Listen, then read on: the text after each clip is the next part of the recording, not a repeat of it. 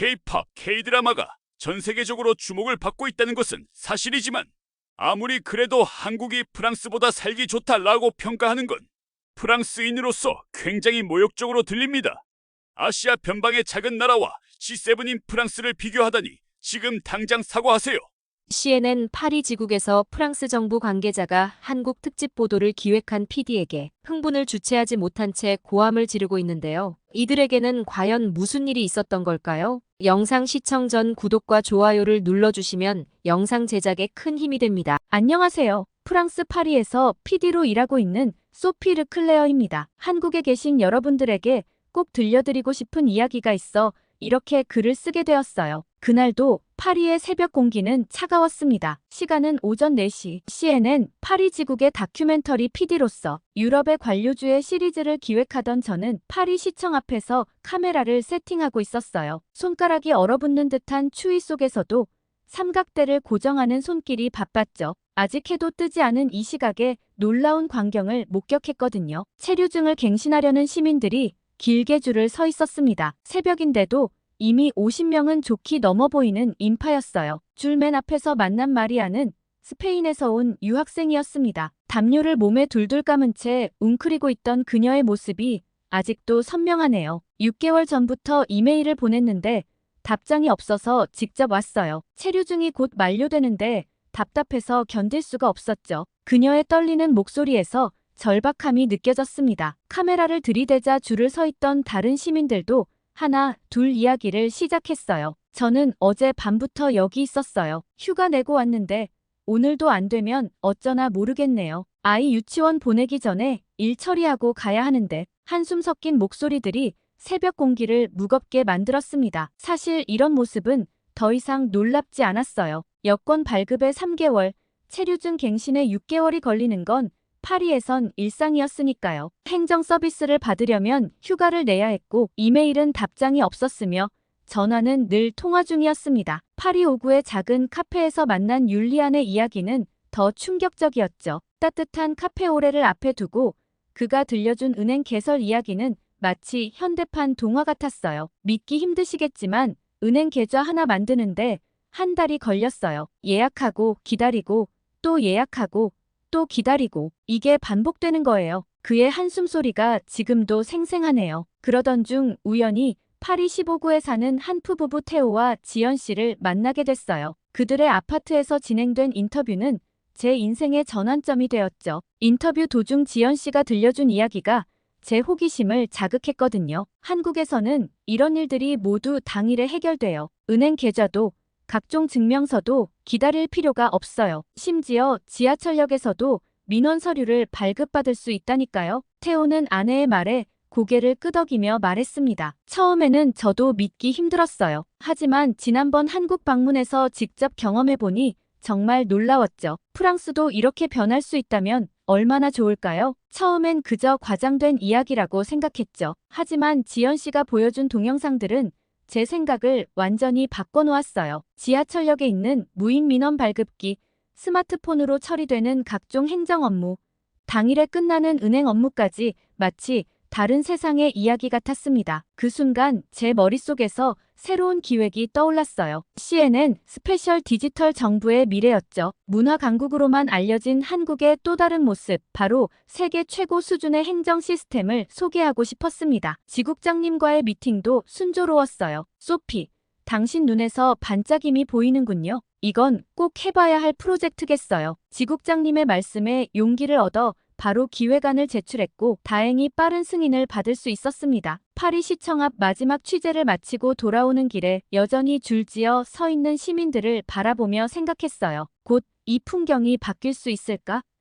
한국행 비행기에 오르면서 제 가슴은 설렘으로 가득했습니다. 과연 한국의 시스템은 어떤 모습일까? 이 취재가 프랑스의 변화를 이끌어낼 수 있을까? 인천공항으로 향하는 비행기 안에서 저는 노트북을 펼쳐 한국의 전자정부 시스템에 대해 공부했어요. 창밖으로 보이는 구름들처럼 하얗게 빛나는 미래가 저 앞에 있을 것만 같았죠. 그리고 그곳에서 제가 목격한 것들은 제가 알던 모든 행정 시스템에 대한 고정관념을 깨뜨리기에 충분했습니다. 그래서 오늘은 그때의 이야기를 들려드리려고 해요. 관료주의에 지친 한 프랑스 PD가 발견한 새로운 희망, 그 놀라운 여정의 이야기를요. 12시간의 비행 끝에 도착한 인천공항. 피곤할 법도 한데 제 눈은 휴대폰을 꺼내 촬영하기 바빴습니다. 입국장에 들어서자마자 눈에 들어온 건 수십 대의 자동 출입국 심사대였어요. 여권과 지문을 스캔하세요라는 다국어 안내음이 흘러나왔죠. 이게 말로만 듣던 한국의 디지털 시스템인가요? 함께 온 제 카메라 감독 피에르가 눈을 크게 뜨며 물었어요. 프랑스에서는 상상도 못할 광경이었거든요. 심사대 앞에서 한국인들은 30초도 안 되어 입국 심사를 마치고 있었습니다. 공항 철도를 타고 서울로 향하는 길, 차량 내 디스플레이에는 실시간으로 열차 위치와 환승 정보가 표시되고 있었어요. 옆자리의 승객은 스마트폰으로 지하철 노선을 검색하고 있었죠. 이 앱으로 집 근처 무인 발급기 위치도 찾을 수 있어요. 그분이 보여주신 화면에는 수백 개의 무인 발급기 위치가 표시되어 있었습니다. 서울역에 도착해서 처음 찾아간 곳은 무인 민원 발급기였어요. 지하철 환승 통로 한켠에 ATM처럼 생긴 기계가 있었죠. 정말 이 기계로 모든 서류를 발급받을 수 있다는 게 사실일까요? 반신반의하는 마음으로 화면을 터치했습니다. 원하시는 민원 서류를 선택해주세요. 놀랍게도 주민등록 등본부터 병적 증명서까지 수십 종의 서류를 발급할 수 있었어요. 테스트를 위해 한국인 가이드 미나 씨가 본인의 주민등록증을 스캔했죠. 삐빅 소리와 함께 프린터에서 서류가 나오기 시작했습니다. 총 소요 시간 47초입니다. 피에르가 시간을 재고 있었네요. 프랑스였다면 관공서에서 반나절은 걸렸을 일이 1분도 안 되어 해결된 거죠. 더 놀라운 건 이게 24시간 운영된다는 거예요. 미나 씨의 설명에 저희 팀 모두 입을 다물지 못했습니다. 오후가 되자 서울의 한 행정복지센터를 찾았습니다. 유리문에 적힌 예약 없이 방문하셔도 됩니다라는 안내문이 제 눈을 의심스럽게 만들었어요. 실제로 들어가 보니 깔끔한 실내에 민원인들이 질서정연하게 앉아 있었고 디지털 번호표를 뽑고 5분, 길어야 15분 정도만 기다리면 순서가 되는 모습이었죠. 이곳에선 하루에 보통 몇 분이나 오시나요? 제가 창구 직원에게 물었어요. 하루 평균 200명 정도 되시려나요? 대부분 10분 내로 해결되시고 복잡한 일도 30분을 넘기진 않아요. 그의 대답에 피에르가 헛웃음을 지었습니다. 파리였다면 상상도 못할 일이에요. 200명이면 최소 일주일은 잡아야 할 텐데 말이죠. 더 놀라운 건 그 다음이었어요. 각 창구마다 설치된 작은 태블릿이 눈에 들어왔는데 알고 보니 24개 언어를 지원하는 통역 시스템이었거든요. 마침 옆 창구에서는 한 베트남 여성이 이 통역 서비스를 이용해 체류 자격 변경 신청을 하고 있었죠. 이런 서비스가 있다니. 파리의 이민국에서 매일 보는 언어 장벽으로 인한 고성과 눈물이 여기선 없겠네요. 피에르의 말에 가슴 한켠이 아려왔습니다. 그날 저녁 강남의 한 호텔 객실에서 노트북을 펼쳤어요. 미나 씨가 정부24 사이트를 보여주겠다며 자신의 공인인증서로 로그인했죠. 화면에 펼쳐진 건 마치 거대한 디지털 도서관 같았어요. 주민등록 등본부터 토지대장, 연금 내역, 세금 납부까지 무려 4,000개가 넘는 민원 서비스가 체계적으로 정리되어 있었습니다. 잠깐만요. 이걸 전부 집에서 처리할 수 있다고요? 피에르가 믿기지 않는다는 듯 화면을 가리켰어요. 네, 대부분의 서류는 클릭 몇 번으로 발급받을 수 있어요. 서류를 떼러 주민센터에 가는 건 이제 옛말이죠. 미나 씨가 웃으며 설명했습니다. 실제로 테스트를 해보니 서류 하나를 발급받는 데 채 1분도 걸리지 않았어요. 이건 마치 SF 영화의 한 장면 같아요. 파리의 공무원들이 이걸 보면 뭐라고 할까요?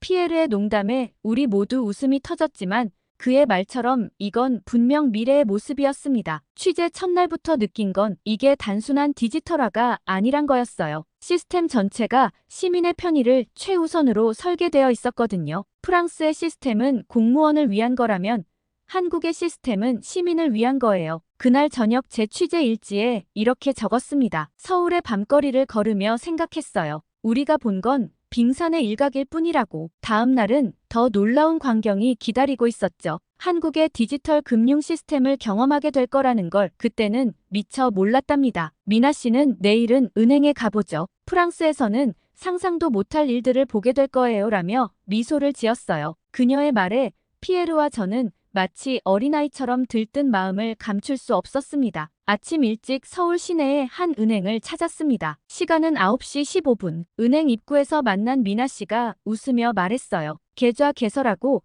카드까지 발급받는 모습을 보여드릴게요. 피에르 씨도 계좌 만들어 보실래요? 피에르는 고개를 저었습니다. 불가능할 거예요. 파리에서도 한 달이나 걸렸는데. 하지만 미나 씨는 확신에 찬 표정으로 말했죠. 두고 보세요. 점심시간 전에 모든 게 끝날 거예요. 은행 내부로 들어서자 깔끔하게 정리된 공간이 눈에 들어왔어요. 프랑스 은행의 딱딱한 분위기와는 사뭇 달랐죠. 입구에는 세련된 디자인의 키오스크가 있었는데 화면을 터치하자 원하시는 업무를 선택해주세요라는 안내문이 영어, 중국어, 일본어로도 표시됐습니다. 파리였다면 외국인은 먼저 예약부터 해야 하는데 여긴 그냥 들어와도 되나요? 피에르가 의아한 듯 물었어요. 한국은 은행 업무에 예약이 필요 없어요. 모든 손님을 평등하게 대우하죠. 미나 씨의 답변이 인상적이었습니다. 번호표를 뽑자 예상치 못한 일이 벌어졌어요. 작은 태블릿 같은 단말기를 함께 건네받은 거죠. 손님의 순서가 되면 진동과 함께 알림이 울립니다. 예상 대기 시간은 12분입니다. 라는 메시지가 떴어요. 파리의 은행이었다면 창구 앞에서 1시간은 서 있어야 했을 텐데. 피에르가 한숨을 쉬었죠. 여기선 달라요. 이 단말기가 있으면 주변 카페에서 커피를 마시며 기다려도 돼요. 심지어 근처 쇼핑몰을 구경하다가 와도 되죠. 미나 씨의 설명에 저희는 놀란 눈을 감추지 못했어요. 디스플레이에는 저희 앞에 대기 중인 고객이 3명이라고 표시되어 있었고 각 창구별 업무 처리 현황도 실시간으로 업데이트됐습니다. 프랑스에선 상상도 못할 일이네요. 보통 몇 명이나 기다리는지도 모른 채 무작정 기다려야 하는데 제가 말하자 피에르가 고개를 끄덕였어요. 정확히 12분 후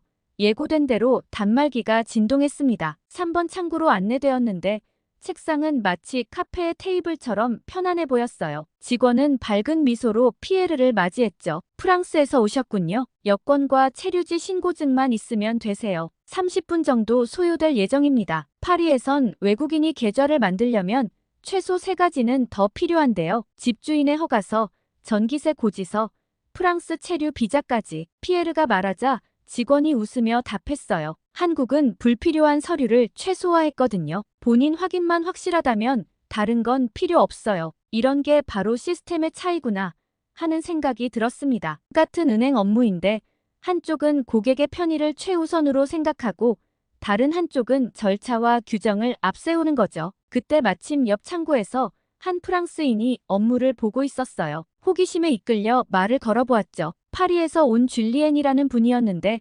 3년째 한국에서 살고 계시다고 했어요. 프랑스와 한국의 금융 서비스는 어떤 차이가 있나요? 줄리엔은 잠시 웃더니 말을 이어갔습니다. 차이라기보다는 충격이라고 해야 할 것 같네요. 제가 처음 한국에 왔을 때 은행 앱으로 모든 걸 할 수 있다는 게 믿기지 않았어요. 프랑스에선 상상도 못할 일이죠. 가장 편리한 점은 뭔가요? 예를 들어 친구들과 식사할 때 각자 돈을 보내는 게 정말 쉬워요. 단체 채팅방에서 바로 송금이 되거든요. 프랑스였다면 현금을 준비하거나 일일이 계좌번호를 물어봐야 했을 텐데. 그리고 은행 방문이 거의 필요 없다는 것. 프랑스에 있는 가족에게 송금할 때도 앱으로 몇 번만 터치하면 끝나요. 줄리엔의 이야기를 듣고 있는데 피에르의 계좌 개설이 끝났다는 알림이 왔어요. 직원이 물었죠. 체크카드도 함께 발급해드릴까요? 지금 바로 가능합니다. 지금요? 당장요? 피에르의 목소리가 한 옥타브 높아졌습니다. 네, 10분 정도 기다리시면 즉시 사용 가능한 카드를 받으실 수 있어요. 줄리엣이 웃으며 덧붙였어요. 저도 처음엔 그렇게 놀랐어요. 프랑스에선 카드 발급만 3주 걸렸는데 말이죠. 여기선 은행 업무가 마치 패스트푸드처럼 빠르게 처리돼요. 실제로 얼마 지나지 않아 카드가 나왔고 피에르의 손에는 새 카드가 들려 있었어요. 더 놀라운 건 그 다음이었습니다. 직원이 스마트폰 앱 설치를 도와주면서 각종 금융 서비스를 설명해주기 시작했거든요. 이 앱 하나로 계좌 조회부터 해외 송금, 환전, 주식 투자까지 모든 게 가능합니다. 24시간 365일 이용하실 수 있어요. 프랑스 은행 앱도 있지만 그냥 잔액 조회 정도만 가능하죠. 줄리엔이 말했어요. 여기선 주식도 사고 보험도 가입하고 심지어 은행 적금 상품도 앱으로 가입할 수 있어요. 프랑스의 은행들이 이걸 보면 충격받을 거예요. 은행을 나서는 길에 미나 씨가 한마디 했습니다. 이제 카페에 가서 앱으로 커피 한 잔 사보실래요? 카드 연동하면 포인트도 적립되거든요. 그 말에 피에르가 웃으며 답했죠. 네, 마치 꿈만 같네요. 아니, 이게 꿈이 아니길 바랍니다. 돌아오는 택시 안에서 촬영본을 확인하면서 생각했어요. 이런 게 바로 진정한 디지털 혁신이구나. 기술이 인간의 삶을 얼마나 편리하게 만들 수 있는지, 또 얼마나 많은 시간을 절약해 줄 수 있는지를 직접 목격한 거죠. 다음은 교통카드 한번 써볼까요?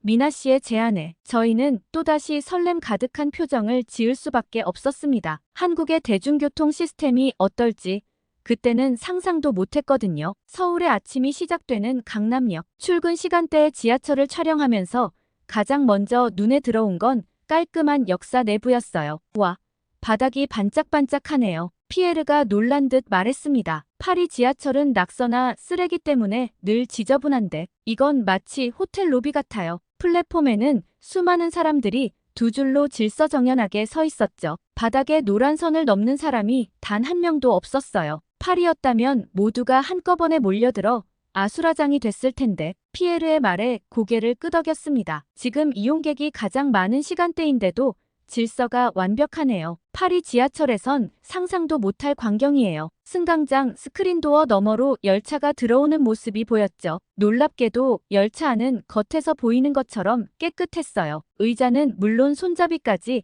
전부 소독된 듯 깔끔했습니다. 파리 지하철은 악취 때문에 마스크를 써야 할 때가 많은데 피에르가 말했어요. 여긴 냄새도 없고 객차 내부가 이렇게 깨끗하다니. 심지어 와이파이까지 되는군요. 지하철 안에서는 또 다른 놀라운 광경을 목격했습니다. 노약자석에 젊은이들이 앉아있다가도 어르신이 타시면 바로 자리를 양보하는 거예요. 파리에선 보기 힘든 모습이네요. 양보를 요구하면 오히려 싸움이 날 수도 있는데 피에르의 말에 미나 씨가 웃으며 답했어요. 여기선 지하철 문화가 하나의 시민의식으로 자리 잡았거든요. 오후에 서울역으로 이동했을 때는 더 큰 충격이 기다리고 있었습니다. 여기가 정말 기차역이 맞나요? 피에르가 입을 다물지 못했어요. 서울역 대합실은 마치 공항 터미널처럼 넓고 깨끗했거든요. 천장은 높았고 대형 스크린에는 열차 시간이 선명하게 표시되어 있었죠. 파리 북역과는 완전히 다르네요. 우리는 낡은 건물에 더러운 의자, 읽기도 힘든 전광판. 여긴 마치 미래의 기차역 같아요. KTX 탑승구로 향하는 길목에서 피에르가 또 한 번 놀랐습니다. 탑승구마다 설치된 자동 검표기를 보고서였어요. TGV는 아직도 직원이 일일이 티켓을 확인하는데 이건 공항의 시스템과 똑같네요. 정확히 예정된 시간에 KTX가 들어왔습니다. 봐요. 시간이 정시예요. TGV는 10분은 기본으로 지각인데 차내에 들어서자 피에르가 또다시 감탄사를 연발했어요. 좌석이 이렇게 깨끗하다니. TGV는 좌석 시트가 낡아서 앉기도 꺼려질 때가 많은데 말이에요. 더 놀라운 건 열차 내 서비스였습니다. 열차 내 와이파이는 기본이고 각 좌석에는 콘센트가 있었죠. 심지어 음료 반입도 자유로웠어요. TGV는 음식물 반입을 꺼리고 와이파이도 잘 안 되는데 여기선 이동하면서 일까지 할 수 있겠어요. 정확히 2시간 45분 만에 부산에 도착했을 때 피에르는 이렇게 말했어요. 이제 알겠어요. 왜 한국이 운송 강국인지. 깨끗함, 정확성, 편리함, 이 모든 게 완벽하게 조화를 이루고 있네요. 파리의 대중교통이 부끄러워지는 순간입니다. 돌아오는 길 지하철에서 만난 한 프랑스 유학생의 말이 기억에 남습니다. 한국의 대중교통은 단순한 이동수단이 아니에요. 시민의식과 첨단 기술이 만난 문화예요. 파리도 이렇게 변할 수 있다면 얼마나 좋을까요? 취재를 마치며 생각했습니다. 한국의 대중교통은 단순한 이동수단이 아닌 하나의 문화이자 생활 플랫폼이었어요. 그리고 이런 시스템이야말로 진정한 선진국의 모습이 아닐까요? 파리로 돌아온 지 일주일, CNN 파리 지국 사무실에서 촬영 원본을 다시 보고 있었어요. 노트북 화면 속 서울의 모습이 마치 어제 일처럼 생생했습니다. 소피, 편집은 잘 돼가나요? 데스크룸에서 걸어나온 지국장님이 물었어요. 평소와 달리 표정이 무척 진지해 보였죠. 네, 거의 마무리 단계예요. 근데 왜 그러시죠?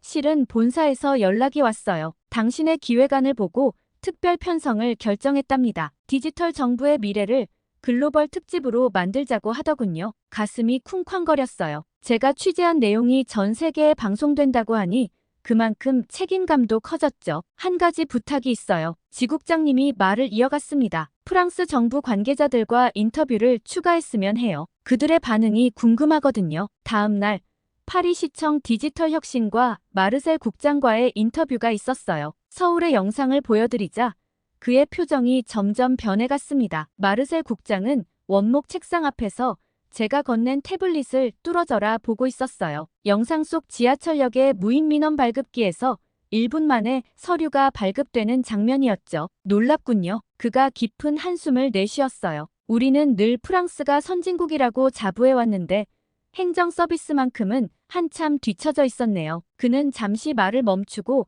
창밖을 바라보았어요. 창 너머로는 여전히 긴 줄을 서서 기다리는 시민들이 보였죠. 특히 무인 민원 발급기는 당장 도입을 검토해봐야겠어요. 우리 시민들이 이렇게 기다릴 필요가 없게 말이죠. 한국은 어떻게 이런 시스템을 구축할 수 있었나요? 한국의 경우 2000년대부터 전자정부 구축을 위해 꾸준히 노력해왔다고 해요. 제가 설명하자 그는 고개를 끄덕였습니다. 그렇군요. 우리는 너무 안주해 있었나 봅니다. 전통적인 방식을 고수하느라 변화의 기회를 놓쳤어요. 심지어 우리 직원들조차 이런 시스템에 반대할 거예요. 변화를 두려워하니까요. 변화가 가능할까요? 제가 조심스럽게 물었죠. 마르셀 국장은 잠시 침묵했다가 단호한 목소리로 말했어요. 쉽지는 않겠지만 반드시 해야 합니다. 한국처럼요. 더 이상 미룰 수 없어요. 그러더니 서랍에서 노트를 꺼내 무언가를 적기 시작했습니다. 우선 시범사업으로 파리 5개 구에 무인 발급기를 설치하고 단계적으로 확대하는 계획을 세워야겠어요. 물론 예산 문제가 있겠지만 다음 주에 시장님께 보고드릴 예정입니다. 한국의 시스템을 벤치마킹 하자고요. 이 영상도 함께 보여드리고 싶은데 혹시 사용해도 될까요? 물론이죠. 제가 답했어요. 그의 눈에서 진정성이 느껴졌거든요. 아참, 그리고 그가 무언가 생각난 듯 말을 이었습니다. 다음 달에 한국을 방문할 계획을 세우고 있어요. 직접 보고 배워야 할 것 같아서요. 가능하다면 서울시청과 협력 관계도 맺고 싶습니다. 인터뷰를 마치고 나올 때 마르셀 국장이 마지막으로 한 말이 아직도 귓가에 맴돕니다. 오늘 이 인터뷰가 파리의 변화를 여는 첫 걸음이 될 것 같네요. 변화는 늘 두렵지만 때로는 그 두려움을 뛰어넘어야만 발전할 수 있으니까요. 관공서를 나서는데 제 휴대폰이 울렸어요. 피에르였죠. 소피, 큰일 났어요. 어제 그 영상이 SNS에서 엄청난 반응을 얻고 있어요. 서둘러 확인해보니 제가 찍은 영상 중 일부가 SNS에서 급속도로 퍼지고 있었어요. 특히 무인 민원 발급기와 교통카드 시스템 영상이 수십만 뷰를 기록하고 있었죠. 댓글들이 인상적이었어요. 우리도 이렇게 될 수 있을까? 한국이 이렇게 발전한 줄 몰랐다. 프랑스 정부는 뭐 하고 있나요? 다음 날 파리 시내 곳곳에서 시민들의 목소리를 들어보기로 했어요. 샹젤리제 거리에서 만난 마리 할머니의 말씀이 특히 기억에 남네요. 80년을 살면서 이런 걸 보긴 처음이에요. 우리가 늘 자부심을 가졌던 TGV도 한국의 KTX보다 비싸고 불편하다니 변화가 필요한 때예요. 생각해보면 이번 취재는 저에게도 큰 충격이었어요. 문화강국 프랑스가 적어도 공공서비스 측면에서는 한국을 따라가지 못하고 있다는 사실을 인정해야 했으니까요. 마지막 편집을 마치면서 내레이션을 녹음했습니다. 한국은 이제 단순한 문화강국이 아닙니다. K-팝, K-드라마를 넘어 이제는 K-시스템의 시대가 왔습니다. 효율적이고 혁신적인 시스템으로 시민들의 삶의 질을 높이는 나라. 그들이 바로 오늘날의 한국입니다. 그리고 이제 우리의 차례입니다. 파리시청은 이미 한국의 시스템을 벤치마킹하기로 결정했고 다른 유럽 국가들도 관심을 보이고 있습니다. 변화는 이미 시작되었습니다. 파리에서